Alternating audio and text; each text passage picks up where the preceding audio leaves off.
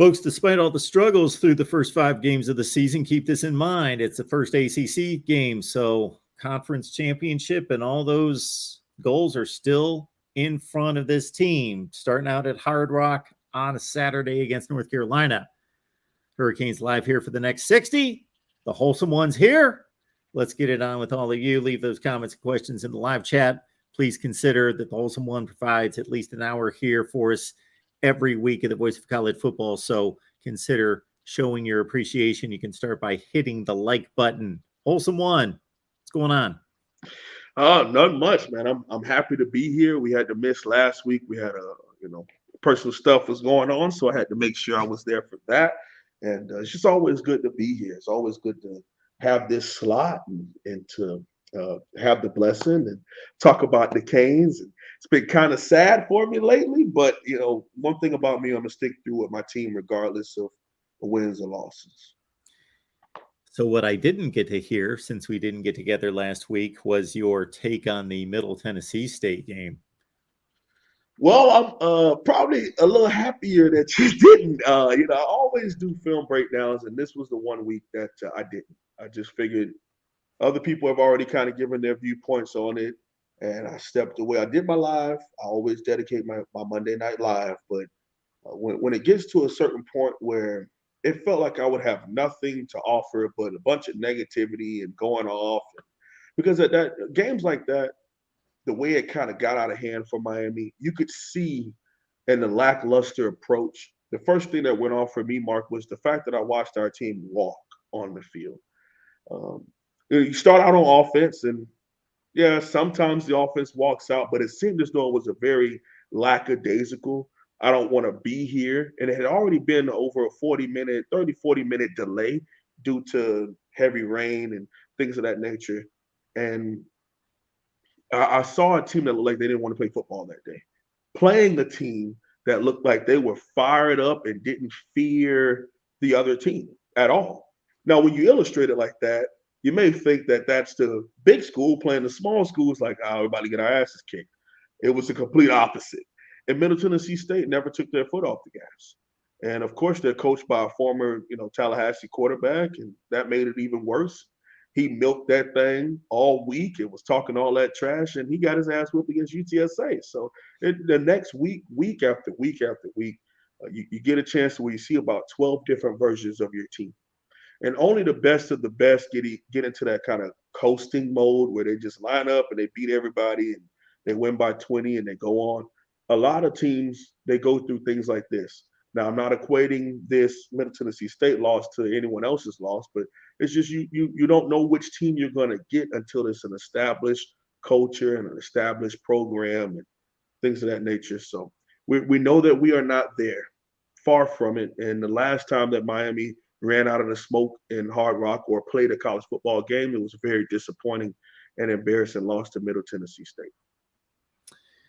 Folks, leave those comments and questions. Of course, we're going to chop up the matchup against North Carolina. The Heels have won the last 3. This is a much anticipated matchup, of course, each and every year. And it seems like every year that this is the game that we point to in conference, other than the rivalry game, the game in division that should decide the division. And it hasn't worked out that way for the most part. Isn't that crazy? We're the 2 most talented teams on our side. We're 2 of the 5, 2 of the 3. If you go off of ratings, that the most talented were the 2nd and 3rd behind Clemson as far as their 4 and 5-star ratio. And established coaches, Mac Brown and Coach Mario Cristobal, will probably be in those top 3 or 4 coaches in the ACC as established coaches. And we've had some other coaches the last couple of years when it came to North Carolina and Miami. But the funny part is, Mark, it's not a rivalry to Miami, but UNC hates Miami. It's a very interesting outlook. I mean, their quarterback, I want to say it was Marquise Williams, 2015, October 13th of 2015. He scores a touchdown there, beating the brakes off of Miami. And And this is one of their 10-win years. They go on to play Clemson in the ACC championship game. Should have in all likelihood beat them, but the onside kick was given to Clemson, and something wacky happened there. They didn't get a chance to go to win that championship. A very talented Larry Fedora team, and they beat the brakes off Miami like 58-21. And he ends up going back then a mini version of viral because he was the first guy to get up there and throw the U up and then throw it down. And ever since then, it just became a thing. The UNC players just have this pure hatred towards the University of Miami. I believe when you do the research that it goes back to Butch Davis leaving the Browns, getting fired, from the Browns, trying to come back to Miami. Miami said no. He goes to UNC, and like in his time at UNC, beat Miami a bunch of times. It put into their DNA that this is the one game you do not lose. You do not lose to Miami. And the way that they play, they've always played us tough, especially when he started there. And him and Randy Shannon would go back and forth. And then when it was handed down to other coaches, Larry Fedora and now Mac Brown, it's in the DNA of Tar Heel football that they don't lose this game. And that if anything, it's a classic on the coastal side. Even though Miami has been on the losing end of it, some of the games is like an outside fan would be crazy. Last year, UNC jumps out to a big lead, and then Miami comes storming back, gets a chance to get the ball down by 4, driving down and throw an interception. But it was a classic, ACC game. The year before, the historic destroying of the Miami Hurricanes defense, where they ran for 600 yards and scored 62 points on the ground. The year before that, you had 4th and 17, or 4th and 14, because 4th and 17 is the Tallahassee one. But 4th and 14 I think it's the other way around. Is it the other way around? Okay, my bad. I'm the Miami guy, and I got that mixed up. 4th and 17, Trajan Bandy doesn't drop back in zone coverage, and he's covering nobody, and the guy gets right behind him at the sticks. First down, Tar Heels. So it's been kind of back and forth, and UNC has gotten it for the most part there. But man, it's a lot of things that we got to get right if we want to win this game, Mark. And it doesn't look like we can. We'll get into that soon. This is an interesting question coming in from Brian Taylor. Based on your film studies, is there anything you would do different in the secondary in regards to who you would start, how you would work that rotation? I believe that, especially in a game like this moving forward, the speed and one-on-one down the field, there's some cornerbacks on our team that needs to have their snap count come down. In my opinion, who starts really doesn't. I mean, Avante Williams started last week, and nobody even knows that. He started, he jogged out there on the first team, him and Cam Kitchens, but no one talks about that because no one notices until it's time to complain. All right, but I want to see more Daryl Porter. I think Daryl Porter, the transfer from West Virginia, is a better option than some of the guys that we've been putting out there. I believe Tyreek Stevenson is still one of the best. It's just we have to play more of the scheme that allows him to play like that. And that means more of a zone shell concept, meaning we need to be more cover 4, off cover 4. We need to be too high on a consistent basis to kind of funnel everything in front of us because we do not have the speed on the outside to run tit for tat with them. But I want to be respectful of our coaches because this staff is a little different, Mark. This is an established staff. And they may have been fooled by practice or what happened in spring ball, but eventually they've got a 4-game sample size to go off of, an entire bye week to go off of. And they have shown even week to week that some people have earned and lost snaps. So I trust me, I wholeheartedly trust this staff. I've watched young men who I thought shouldn't be out there lose snap counts, and I've seen young men that I believe have earned their opportunity and may even be the better player get more and more snaps. So I'm definitely excited to see the kind of snaps and defense that we put out there this Saturday because the secondary must show up. if we want any chance of keeping this within reach, and hoping that Tyler and this receiving core and this offense can get something clicking, and crossing our fingers for a W. But to answer his question, I would have Daryl Porter Jr. and Tyree Stevenson at my cornerback positions. I would have Avante Williams and Cam Kitchens as my safeties. And at my star position, I think James Williams has done really well. Some issues that you can point to, everybody has them, but him throwing the shoulder. I mean, he's a 6'5" guy who basically played middle linebacker in high school. He's used to just being the biggest guy on the field. So it's something you have to coach out of that, and get him to work within the scheme and bringing people down in open field tackling the way that we want to tackle at Miami. Since we just addressed the secondary, it kind of leads us straight into the most recognized player on this North Carolina team is, of course, their quarterback. Mm-hmm. You mentioned the 4th and 17 a minute ago. That was, of course, Sam Howell. That was his freshman year. That was just his second game as a starting quarterback. He finishes out his run at the end of last season. Drake Maye steps in, and he can sling it and he can run it. Mark, that's a bad young man. Mark, I'm watching the film, and I'm like, ooh-wee. I don't know if we can get him. And that's, for people who have watched me, that's something new for me. I've always been Kane, and everybody else can kick rocks. Miami going 10-2, we going to the ship. And that's how I felt. And sometimes that's how I've come off. But as I review the film, I'm able to appreciate talent, and that young man can play. Him and Phil Longo, I have really high respect for Coach Longo and his offense and the way that he teaches his offense through quarterback to quarterback to quarterback. He's been kind of able to adjust it, whether it was more of an RPO scheme with the run leaning, or is it more RPO where we're using more now routes, more screen routes, and that's what you're seeing a mixture of. But now you see more of the down the field approach. Like, they are not nickel and diming you until you come up and then going over top. No. They're going over top. And then when you back off, then they go back to the nickel and dime and then go right back over top. I mean, it's interesting to see his approach to offense, but he comes from the Hugh Freeze tree in his time at Ole Miss as the offensive coordinator about 6 to 7 years ago, in his time when they were running things down at Ole Miss, paying players before it was legal to do so, kicking butt and beating the Crimson Tide and going on to win Sugar Bowls and things of that nature. So Coach Longo is a really good coach. And I like the way that him and Maye are meshing together. It's a big quarterback with a big arm and wide receivers with speed who just want to run.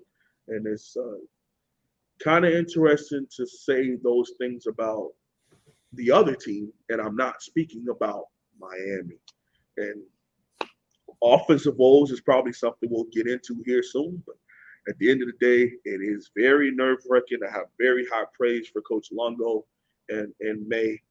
I have a couple things that we'll talk about before that could make it successful for Miami, but as far as if I'm going to give some praise to a player, it starts with the quarterback at UNC.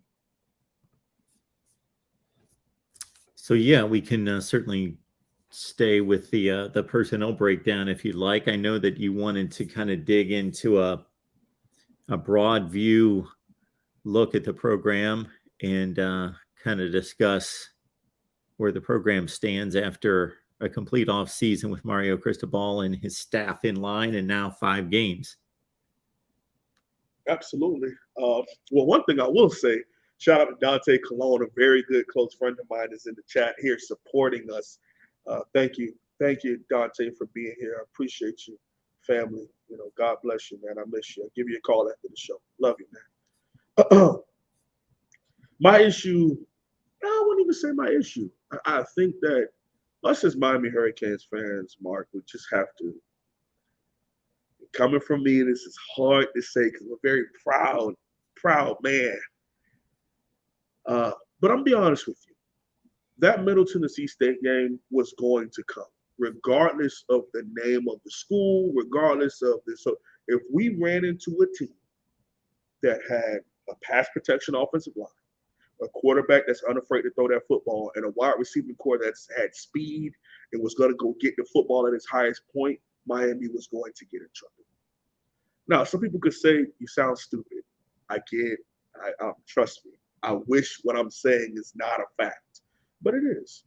And the way that we played, and the way that we came out, the way that we had such low level of effort, Middle Tennessee State came out, they jumped on us.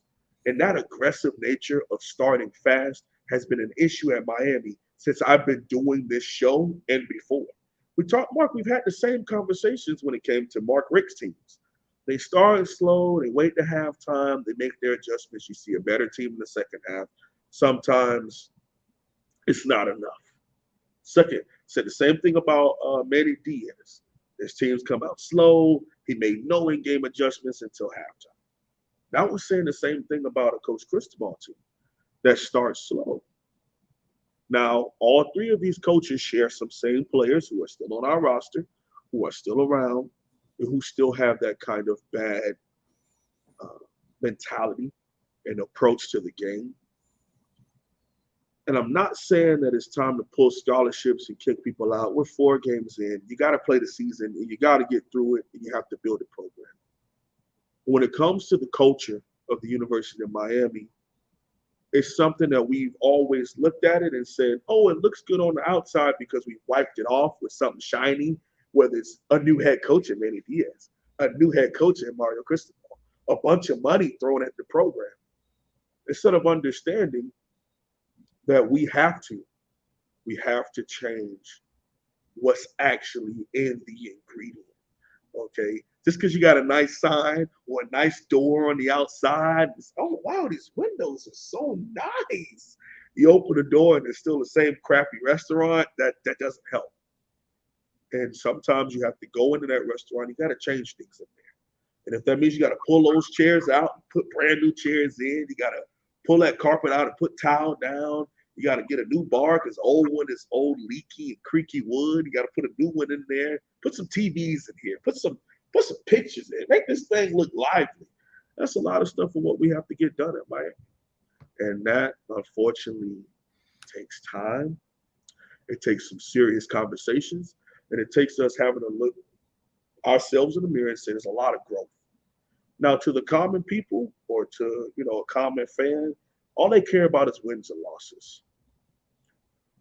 What I care about, and the reason why I was so adamant about bringing in Coach Cristobal, and not even to bring Lane Kiffin up in a negative note, but that was the other person that everybody wanted. And they think we would be 4-0 right now, because guess what? Him and Tyler Van Dyke and the receiving core were blowing people out, we're throwing the ball all over the field, hoo-la-la. Are we building a true program? Is this sustainable? And I don't know. I don't know if we would have that. I'm not going to disrespect Lane Kiffin and say that he couldn't do it and he sucks, because he doesn't. He's obviously built something really nice at Ole Miss, and I'm proud of him for it. But the person who I wanted to lead this program has got a lot more answers and a lot more things done. And in all honesty, Mark, he has to find a way to win on Saturdays while he is still building the program and fixing the things from within. And that's a hard thing to do from time to time. And I'm hoping that he can get it done week after week after week after week and find a way to get the W's while he's building the culture that he wants at the University of Miami. So is it a matter of, so on one hand, he's recruiting and signing not just talent, but he's recruiting and signing individuals that he's been able to, he and his staff, get to know as young men and figure out, are they a fit? Is this particular player not just a fit? Do they meet our talent standard, but are they the type worker and, impact person, positive person, worker, have all the qualities that we're looking for. So he's in complete control of that. He inherited a roster of other players that he has no control over who we inherited. Obviously, um, we're looking at there's an overall culture, but there's also individuals, and there are, we don't want to take such a negative look at this program or this roster to say that everybody's not working. And obviously there are certain people that are extremely diligent, hard workers, busting their tails. And so you got a mixed bag of work ethics and what I'll call football character. And so, it almost seems like it becomes that, what is it? 10, 80 and 10 rule that, you've got 10% that regardless of who the leader is, they're just, whether you want to make it a moral thing or just a work ethic thing, whatever you're talking about, they're just not going to come along because they don't want to work. They don't want to, they just don't have it in them. They don't have it in them. Then you got 10% who they could have the worst leadership in the world. They're going to go. They were raised a certain way. They have it in them that they're just going to succeed for themselves. They're going to say, absolutely, screw what's going on around me. I'm going to try to bring some people with me, but if nothing else, I'm busting my tail because I can see the goal. I can see where I want to get to, whether that's as an NFL player or just, a great career in coaching or whatever. And then you got all these people you can influence in the middle that could go either way because they're young men and they can be influenced one way or the other. So are they going to get in with the bad people? When I say bad people, you know what I mean? Right. Or the good people. And then, as you've often explained, the locker room is owned by the players. The coach can try to figure out, and it should be fairly obvious to them, who are the main staple guys that are leading, whether in a positive way or a negative way, and we got to get through to them. And this is why I'm saying, I've had my remarks, I've had my statements about our previous head coach, Coach Maye. We all know I didn't have a problem with him as a DC. It's just as a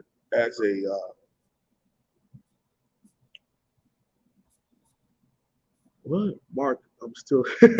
Oh wow, goodness, that wasn't nice.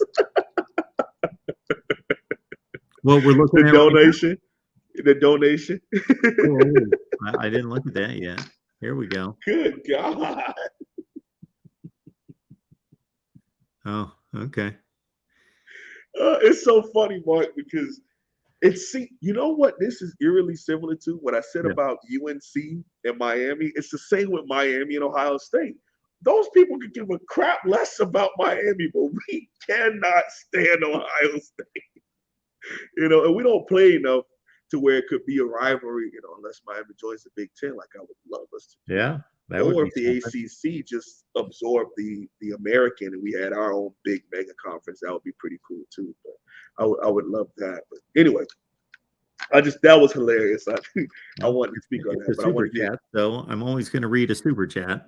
So we got Kyle Lauren, Miami Kane. We appreciate you being here, man. Always appreciate seeing from you that you're here in the chat. Mark, I'm still physically disgusted that you're an Ohio State fan. I would be disgusted if I weren't an Ohio State fan. Let me put it that way. I've been one my whole life, and I couldn't imagine being anything else. And that will never change. So that's all there is to it. You want to get Joey Foster in there too. Oh, Joey Foster made it. Joey coming in here too.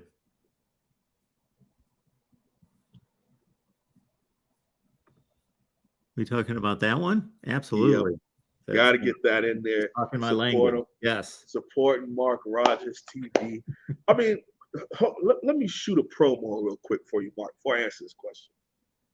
Where else could you all get this quality content across college football, 30 plus teams, different channels, 4, 5, 6 shows a day? That's not even talking about the regular uploads. on an app that you have for free? Come on, man.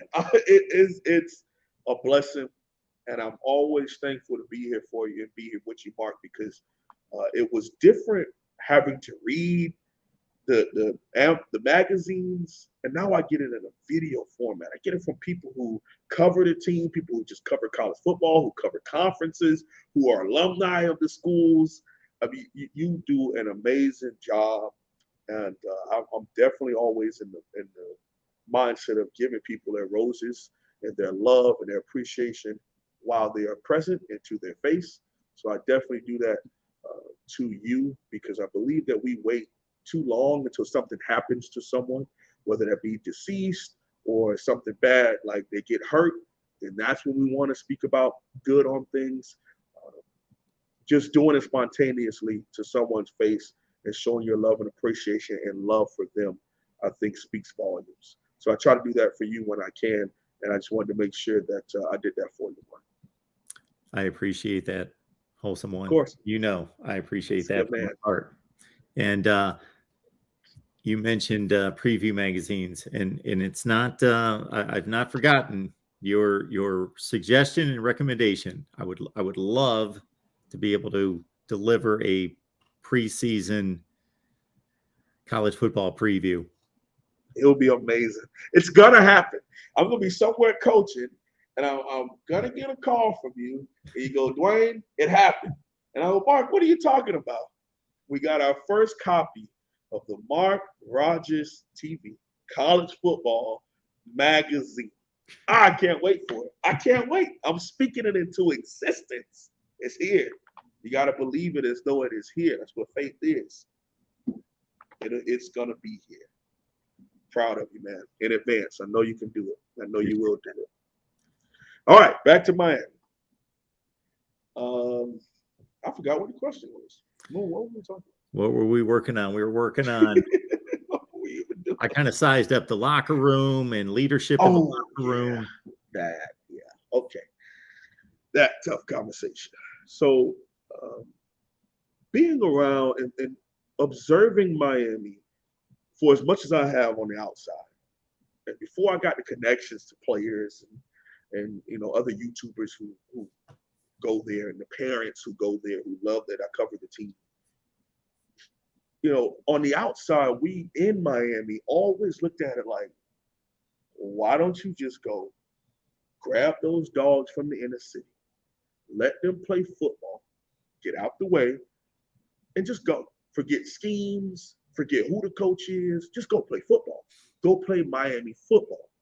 Go play football like we've seen on Trash Pile Field with the great Miami Northwestern, and Miami Central, and Carol City, and Norland, and American Heritage, and all these great teams, and St. Thomas Aquinas, and Miramar Patriots.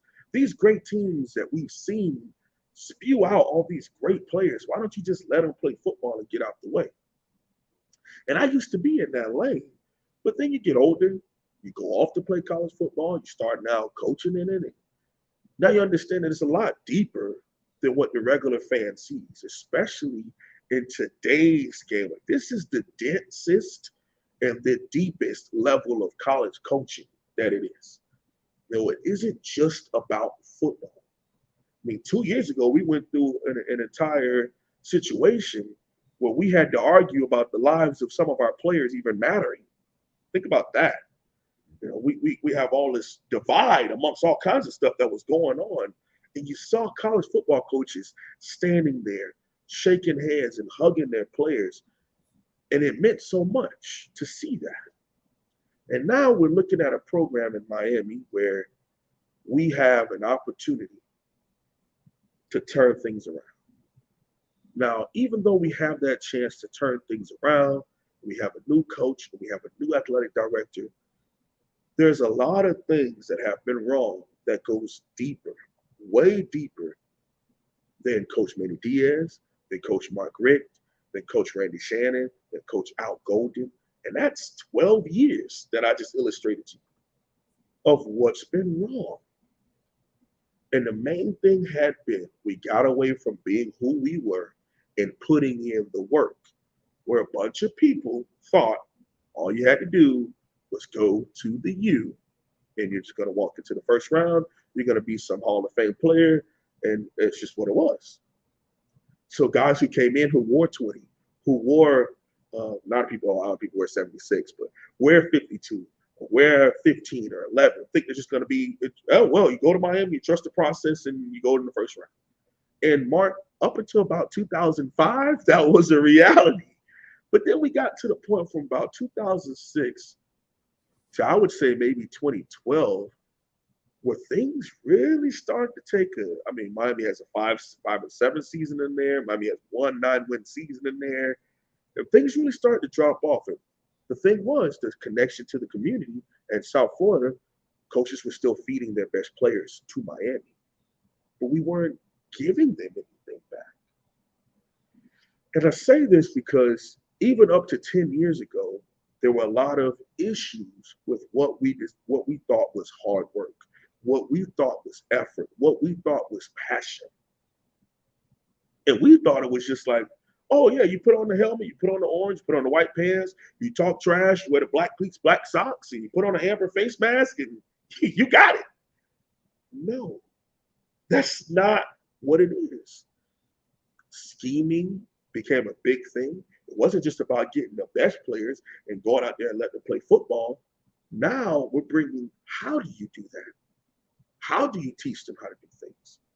Zone defenses and zone blitzing and all this spread and all this stuff, and pouring money into strength and conditioning and nutrition and facilities. And at this whole time, Miami's just sitting back, oh, we the you, man, we the you. And we look around and we go, oh, snap. Everybody has passed us. All the teams we think we're on par with are miles ahead of Miami. And even though this past offseason, December, we strapped the jacket, put on a jetpack, and took off because we got a national championship winning AD and big time winning coach on the West Coast to come back home and build, we still are far, far away from all those teams that are way out there. And people can look at my soliloquy as excuses, and that's okay if you do. I'm just asking you to listen to what I'm saying. Miami, unfortunately, the growing pains and stuff that we don't like to admit, it has to happen. And it's not a filtering out of the players. It's a filtering out of the mindset and the implementation of a new mindset and making sure it's the right one. Okay? Just kicking people to the curb doesn't help anything. Sometimes it makes players wonder, wow, as soon as I make a mistake, you just kick me off the team. You don't even work with me. You don't help me grow. You don't tell me what's wrong and help me work on it. You just tell me to kick rocks and go take my NIL deal and say, you're off my team. That's not the way we get it done. And so I noticed this offseason, we didn't even have many transfers out. I mean, I think we had about 6 or 7, somewhere in there. So that showed me that a bunch of people are buying in and they're loving it and they're appreciating what Coach Cristobal and this administration is bringing to the U.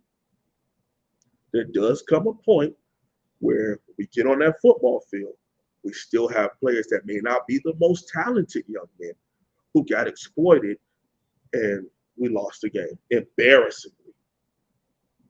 All right. There's still a lot of work. Everybody want to talk to Holloway today. I'm on live with Mark Rogers. We got a lot of work to do. And I know it's annoying that Coach Cristobal says the same thing. Put in work, we're going to do this, but he means it. He actually means that they're putting in the work. And that it may come out the second half of this season. Mark, we may come out and get our ass whooped in all likelihood on Saturday too. And people are going to, but I know that behind the scenes, he's truly building something. And when it springs and when it sprouts and when the seeds that have been planted start to grow, we may not see the benefit of it until week 8, week 9. We may not even see the benefit of it until next year when we have another really tough schedule. But I'm riding with him, and I think Coach Cristobal and this administration is the right people to get it done. But we're about to talk about some of the bad, and I can't wait to get to that part of the show. Taking a question here from our guy, Joey. Joey, we appreciate you. Joey's a huge, enormous, diehard West Virginia fan from way back. He's not caught a Miami game this year, but he is curious about Akeem Messidor and what he's contributed, and just what do you feel about him as a player? I like him. I like what he brings to the table. I think he's a tweener, Mark. I mean, he's a bigger dude, so he's not really a true edge, and he's also not a true three technique, and we use him in multiple ways. And the Texas A&M game, I know for sure he made some plays. I know he had some TFLs in this previous 2 weeks ago's game against Middle Tennessee State. But, things like that don't really show out when you're getting your behind whooped because, yeah, you might win first and second down, but then on third down, they just lob it up for 89 yards. And, none of that really matters. But I believe him, Daryl Porter, and Coach Adai have been great additions from the West Virginia tree to Miami. Yeah, Daryl Porter had a pretty good reputation coming in from West Virginia. He played every game for them last year, had a pick, had 46 tackles.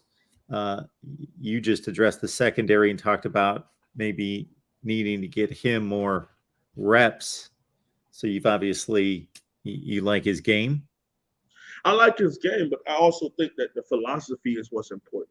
And that's what I was, we were going to get into the defensive talk anyway. We talked about everything. We're going to get into defense. And I just think there's a lot that we have to self-evaluate. And when it came to the press man coverage against Texas A&M, showed its face as a positive and really good. But those of us who study the program know that we lack team speed. In my opinion, in the entire team, we lack speed. If I can only name you 4 or 5 guys that I would consider fast, that's not good. That's just not good in today's game. You need 20, 30, 40 of those guys if you want to get back to the level that a bunch of us want to be at. That's a championship program year in and year out. We got to get back to trusting our off zone. I know it doesn't feel comfortable. You got to mix it in. You can't say we're not calling man. You have to mix it in. But it felt like anytime Middle Tennessee State wanted it, anytime something missed, anytime Bethune Cookman, and I talked about issues in all 3 of those games that I saw with man coverage and us not having it. If we didn't have the speed to run with Southern Miss, you don't think that Middle Tennessee State coaches saw that? That's the reason why they went at certain players. They saw, hey, that guy can't run. And then, our corner isn't even within 5 yards of the guy. So we're going to have to go to more maybe a bend, don't break zone approach to things and kind of keep an eye on the quarterback and keeping everything in front of us and trying to rally to the football, man. Who do you think is the fastest player on the team? Rashard Smith, maybe.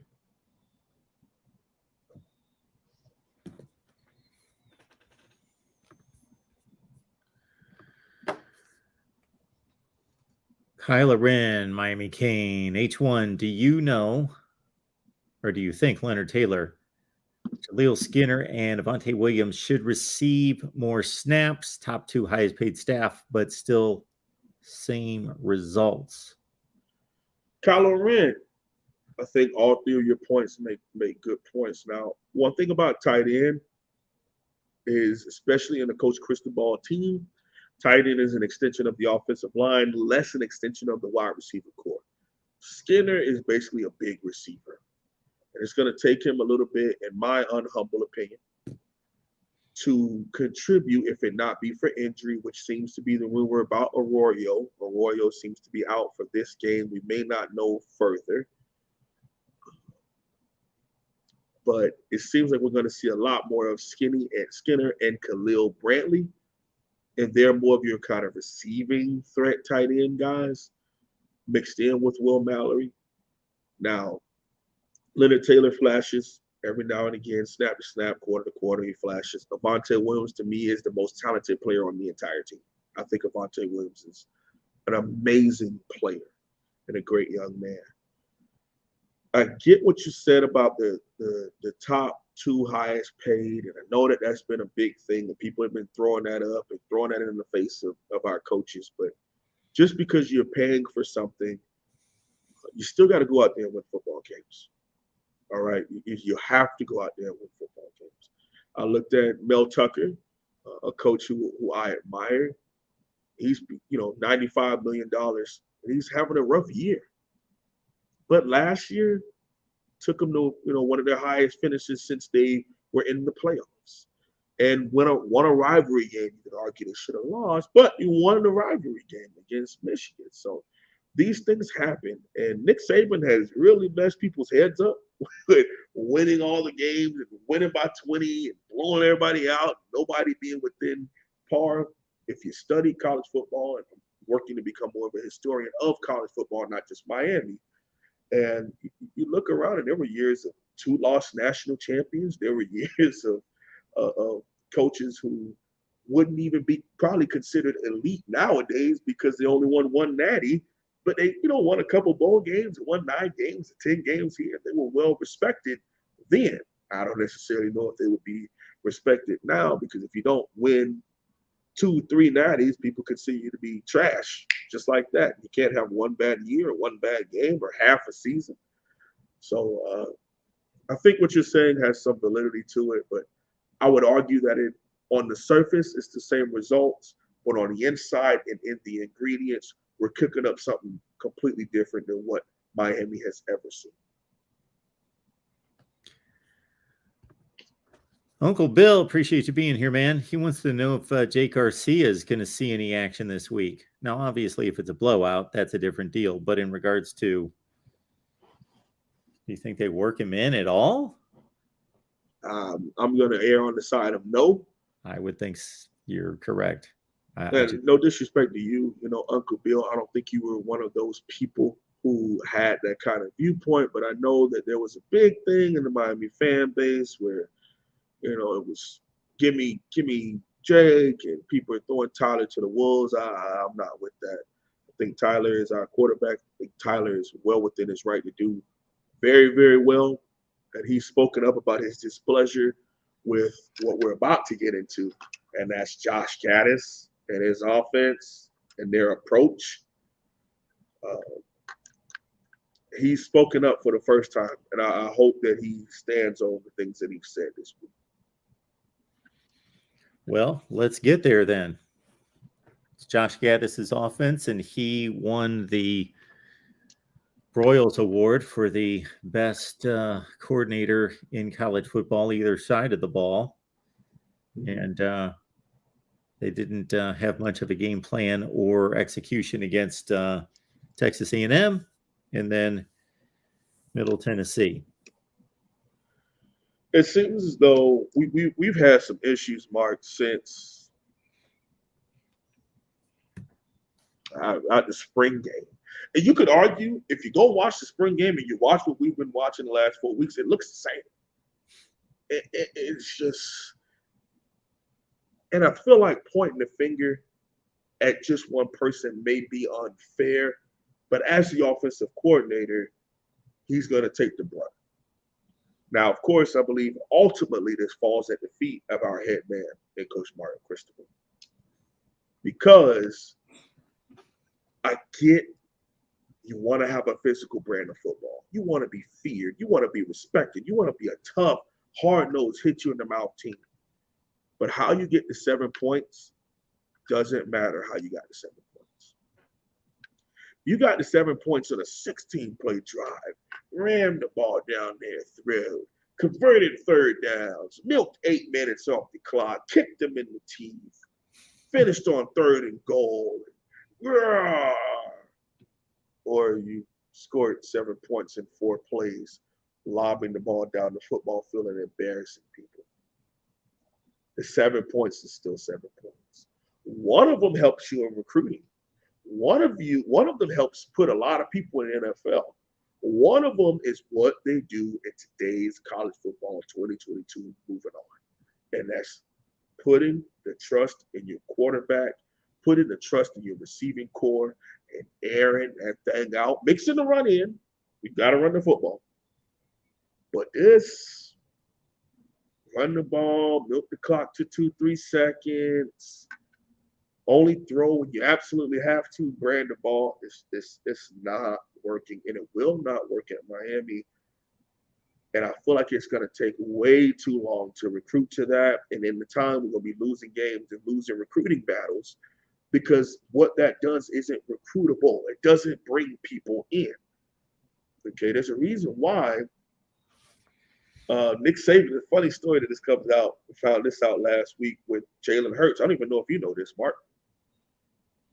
Jalen Hurts talks about the time that he was leaving Alabama. And the two places he wanted to go was Miami and Maryland.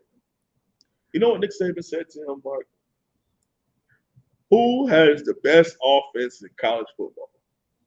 His answer was Oklahoma. And Nick Saban goes, that's where you should go.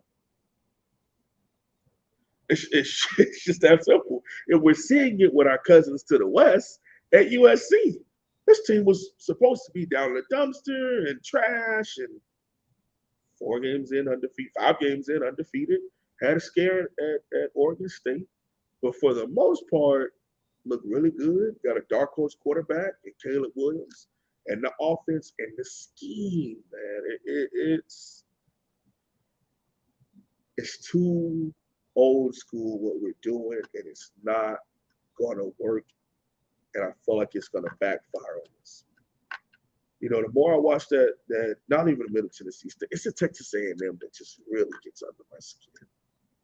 Because that is a very talented team, and they've been around for a bit. But to see Mississippi State just kick their teeth in, to see Arkansas have that game, and then they got running the ball heavy-ish and didn't throw the ball down the field,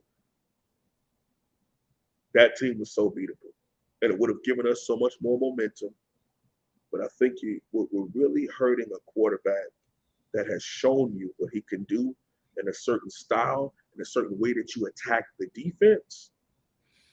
And you could have whatever attachment you want to it.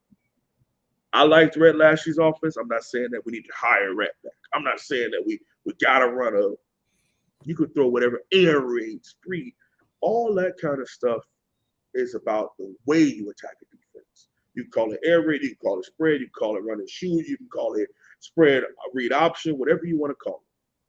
What I would like for Coach Josh Gattis to add to his run game, which I think is a really good run game, is taking more heftiness off and adding more speed, meaning go more 11 personnel and more 10 personnel.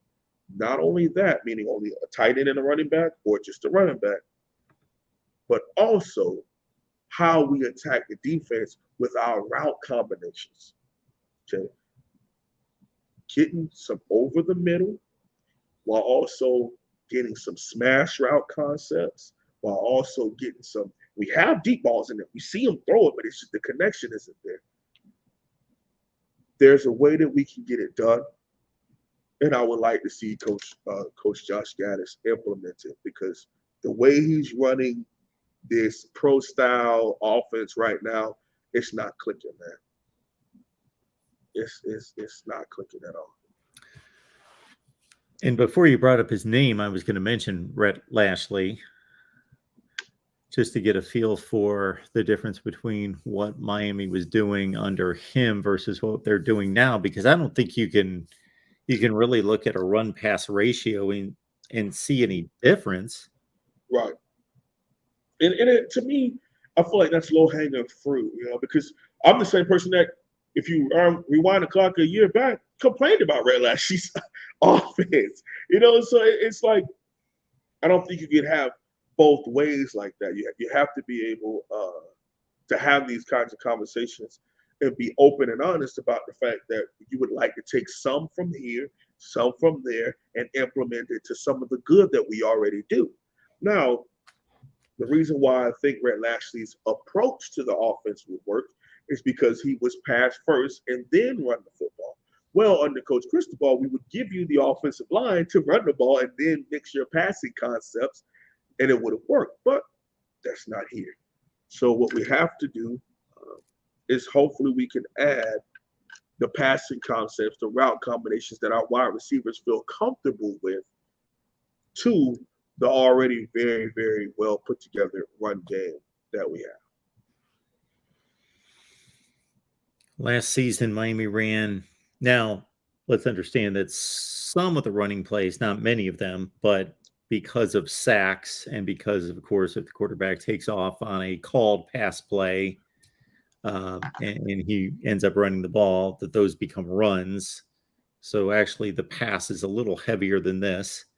And then also there's an RPO portion of this, but last season they threw it 464 and they ran it 415.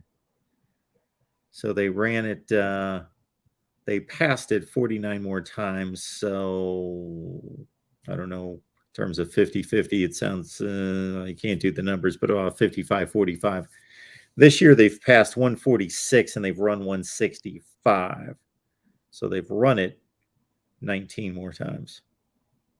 And that's the thing is, when you get into the analytics, you get into statistics, you get into numbers, you go, well, what are you complaining about? It's like, well, you have to look deeper. Okay, as a film evaluator, yeah, we may look at the way the numbers, but you watch Red Lashley's run game, it was just dive up the middle just to call dive. There was plenty of times we're in 2nd and 9, 2nd and 8, because he just called dive just to get some yards, and then now we can hurry up to line of scrimmage to pass the ball. It's about how you do things. And the man obviously doesn't want to suck. He doesn't do it just to, I'm just going to call this because I'm an asshole. No, that's not what he's doing. But you have to understand that some things may not work for the team that you're at now, for the players that you have on the field now. And, I look at the fact that some people may not be happy because I'm asking for time to fix the culture. I'm not asking for time to find a way to beat Middle Tennessee State. I don't want that to get misconstrued. I'm not asking for us to find a way to win the Coastal every now and again. That kind of stuff needs to happen, and it will happen. What I'm asking for is the way that you do things. That's what's important. It's not necessarily what the old adage is, not what you say, it's how you say it. It's not what you do, it's how you do it. Okay. So, not saying we need to just pass the football more just to pass the football. The concepts and the way, the route combination, and the flow and the rhythm and the connection between the play caller and the quarterback, that kind of stuff has to come together and it has to mesh. And whatever is in between it not clicking right now, I hope they were able to fix it during the bye week. Because there's a big chance that this Saturday, if we don't get it done, that the same energy a bunch of people had after the Middle Tennessee State game will be the same energy after a blowout loss to North Carolina if we don't come and show up and to play. As we wrap Wholesome One, as you looked at North Carolina on tape, yeah. Besides Drake Maye, since you addressed his skill set, what else jumped out, positive or negative? I would say for Miami, I'll basically give you how Miami wins and things of that nature. I watched them play Notre Dame. That was the big film that stuck out to me. And the way that we play, and it's funny because I just spent the whole 30 minutes talking about how I don't want to do it that way. But the way that you beat UNC seems to be our style. Running the football, owning the clock, converting 3rd and shorts to first downs, and keeping that explosive offense off of the field while you continue to convert into first downs, milk more clock, and move the ball and score. Now, that means we can't get to the point where if we get into the red zone, we got to kick the football. Okay, that means get it in and get points because this offense is never really out of games. Mark, at one point, Notre Dame had like a 20-point lead. It got 8 within 2 drives, back to a 7. Like it was right there. And then eventually they milked the clock and kept running the ball and forced turnovers, and then they pulled away. But UNC at the end, they kept throwing all the way into the end of the game. They kept airing it out, throwing the ball, completions of 65, completions of 73, completions of 57, deep down the football field. So again, for Miami to win this game, you have to be able to have those 7, 8 play drives convert into points. I'm hoping they convert into 7, but even if you convert them into 3 and go out there and play defense, the other thing is we must, absolutely must, play the soft zone and keep everything in front of us and rally to the football. I also think that this would be a good week for a young man like Gilbert Frierson to get more snaps because I think that he can spy on Drake Maye and kind of try because he can run out the pocket. He can beat you from in the pocket, out the pocket. But the way Notre Dame kept beating him is that they stayed off. So they took away his deep ball and they kept 2 people in. They ran a 3-2-6, technically. And so what they would do is they kept sending 3 just to send people to rush the quarterback. They had 1 spy and 1 stay in the middle of the field. And when they did that, it took away his ability to throw that deep ball because they were playing off the ball. And then they kept having somebody skate that line. So wherever he went, they went as far as a spy. And it resulted in some sacks, some strip sacks. And so their one loss was put on film how to beat them. And it's milk that clock, score those points, and run the football. Their defense is not that good. They're an aggressive defense. So that means that Miami, if we have some fresh legs at running back, can actually break some big runs. I'll explain to you like this. So, Mark, most people think when you load the box, it's a good thing for the defense, right? Like if I got 6, 7 people in the box, well, if you have an offensive line that knows how to climb, it's perfect for you. Because if you're already up and I could put my body in between you and the ball carrier, and you got to go through me, and he cuts off my behind, there's no one there. Because if you load the box, the only people back there are safeties. They're 15 yards, 20 yards off the football. And that's what I saw a bunch of UNC doing against Notre Dame. But when they decided to say, you know what, we'll throw the ball to get some, possessions. But as far as running that football and climbing, the key was their fullback, their tight end, their H-backs. They were getting up to those linebackers. We don't necessarily have that. Our tight ends aren't the best blockers. So hopefully they could just kind of get in the way and our running backs can make some plays happen. But I will say this, and I'll end off like this. Miami does not win a shootout. It's just no way. And I get it. We're going to get hungry. We're going to want to be aggressive. We're going to want to attack. I get it. I feel it. I do. This is not one of those games. This is one of those games where we have to play smart. This is one of those games where you get to the quarterback, don't take a cheap shot at him. Jog right past him. It's one of those games where you got to do things the absolute right way. You got to funnel the game in, make it muddy, make it dirty. That's the way you win this game, man, because you go out there and you try to go tit for tat and beat you to 56, we're not winning that one. They will blow us out, and then we're out here trying to lob the ball around, they catch it, and, we end up getting blown out. So in all honesty, I'm hoping that next time I see you, Mark, I got a smile on my face because Miami won the game. But unfortunately, I don't necessarily know. And people can call me a fake fan if they want. I just don't know if Miami wins this game on Saturday. Honestly, I don't think so. And so that's your football expertise in looking at the film and the two teams, knowing one team, Miami, like the back of your hand, and then obviously getting very familiar with North Carolina and their personnel and what they like to scheme versus Vegas saying Miami's a 3.5-point favorite.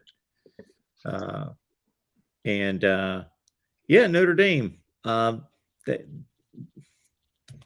Miami has run the ball. They ran it against Texas A&M. So if they can run it against that front seven. And like I said, Mark, I'm hoping that I come on, man, and we win. I'm not one of those people that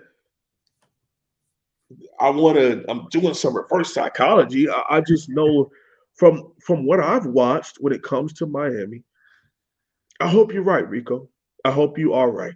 It's probably the first time I've picked Miami to lose on this channel, but I just again, when what we do wrong and what we can't necessarily do well is what the other team does well, it usually doesn't work out. That doesn't work out. If I'm in a Ford Expedition and I got a Ferrari next to me, and I could choose for him to have to go through a bunch of nails and rocks to have to go against me because I can go over those kinds of things as a big truck. If we're racing over, it's flooded and we're racing through some water, it's more likely than not I can win because I'm sitting up high and he's low. But if I want, no, I want to race you on a clear, straight path day on I-95. I'm gonna get my ass whooped. You only gonna take off right past me. So at the end of the day, I just think our way of getting things done will be it has to be different. And we can't get in the 40-yard dash with them, man. We can't do it. I didn't see this game against Notre Dame. I would like to go back and look at it, but this looks like a classic Notre Dame box score right here. They controlled the clock for 38 minutes.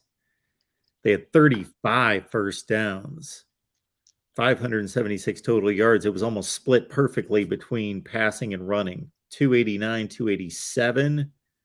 Outrushed them 287 to 66. And that's with Drake Maye throwing 5 touchdown passes. So basically, he keeps them in the game, throwing and running, but Notre Dame just beats the hell out of them up front. And it was crazy, man. It was nuts. To watch that film, I'm like, wow, they're getting drugged off the football. And it's like, yeah, and anytime that, but the other thing is Notre Dame at some point starting to get cocky, and then Drake Maye go out there and throw the ball and get them right back within 3-4 plays. They got a touchdown. They got to get the ball back. It's like, all right, you got to go for another long drive because you got to milk the clock because this guy could score at any moment, man. And 20 touchdowns with 1 interception, and it could be like 2018 where Miami brought out the 4-2-5. Miami brings out the black uniforms, and Miami makes UNC turn the football over 3-4 times. Miami ends up blowing them out, and maybe that's what we see on Saturday. And I'll be jumping up for joy if that happens too.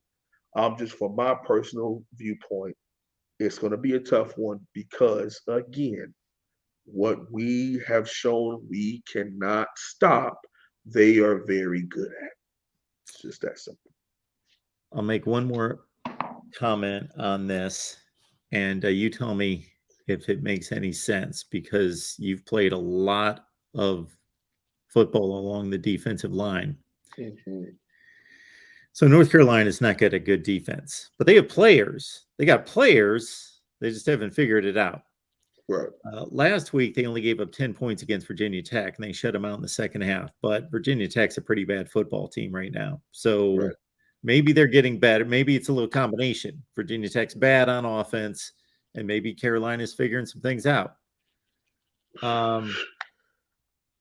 I am going to guarantee, you correct me if I'm wrong, there's been a zillion times when you've walked off after a series on defense where you know that you won that 3 and out, or you stopped them in the red zone or whatever the situation, when you were successful, that you knew you did it because your defense punched them in the mouth. Somebody came off the edge, got a sack, or you just stuffed the run, or you made the plays. There were other times that you walked off the field after 3 and out, or maybe they went 75 yards, but then they turned it over, and we got a little bit lucky there. They had a false start. They got him behind the sticks. The turf monster, the running back busts open, but he trips on himself. They had a 3rd and 7. They had a wide open completion, and the receiver dropped it, or the QB overthrew him, or we picked off a pass where actually the dude was wide open, and man, he would have caught it for 22 yards, but he popped it up in the air and we picked it off. All sorts of different things like that. Mm-hmm. See, their defense, the way Miami's playing on offense, not cohesively, their defense can benefit from dumb things happening if they continue to happen for Miami on offense. Whereas their offense is a pretty well-oiled machine. Mm-hmm. And that's the thing, because Drake Maye has been there for a little bit, hasn't he? Yeah, it's been there a few years. Yeah. Listen, Mark, I could talk till I'm blue in the face when it comes to do I trust Coach Cristobal. I do. I trust him to get things done right. I trust him to get it put in the right direction. It's just at the end of the day, there's going to be some growing pains. And this upcoming Saturday, he may still find out that even the second team guys we still don't have the team speed. We still may not have the team speed because these short wide, they got one big guy, number 11, but this short, I mean, they can fly. Mark, I'm watching them just skate down the line, like skate down the sideline, pulling out of like breaking zone coverage. They're running that fast. Like, hey, nobody's gonna stop. No, we're not gonna run with the guy. Okay. And then the 3 times Notre Dame tried to press man coverage to go cover 0 to send a blitz. Drake made the step back, 1-2, let it fly. And wide receiver runs up under it for his 81-yard. I mean, it was just, and as I'm watching it, I'm just like, wow, I could see this happening with Miami. I could see the defensive line flying up the field and not rushing the lanes, and Drake Maye break for 50 yards up the gut slide. I could see cornerbacks not being athletic enough, and this receiver runs right past them. I'm hoping all of this is wrong, but again, as I'm watching the film, and no disrespect to our players, it's just some guys may not be able to execute what will be required for us to win. But again, for Miami to win this game, it would have to be our brand of football offense and just being bend, don't break, give up all those, and force them to just field goals and just rally to the football and tackle because this offense is going to get theirs. And I wouldn't have made that comment that I just made if we were looking at the Miami offense that just played Pitt, NC State, and everybody else that they beat down the stretch last year. But I'm looking at the Miami offense that we've seen for the last, not just the last 2 losses, but even the Southern Miss game. But I was a crazy man, Mark. People were mad at me. Wholesome, it's just one game. It's like, film doesn't lie. Yeah, you may be hiding your offense, but what you put on film, I'm seeing you can't do. I'm watching Bethune-Cookman look faster than the University of Miami. I'm watching Southern Miss wide receiver eat your lunch. Okay. All right. And then game after game after game after game. And if we had an offense that had our defenses back, maybe it's a different story. We have an offense that's scoring points and it doesn't really matter. That's a whole different thing. But when we're trying to play that slow, muggy brand of football that Miami has been showing and presenting, and you're not scoring points, that helps nobody. You're out here losing games 17-9 because you can't score damn touchdowns. And like I said before, Mark, if I'm a defensive coach in this day of football and I hold you to under 24 points, let alone 17, I deserve to win. My young men and my staff on this side of the ball deserve to win. And the offense has failed us. And that's exactly what has happened these last 4 games.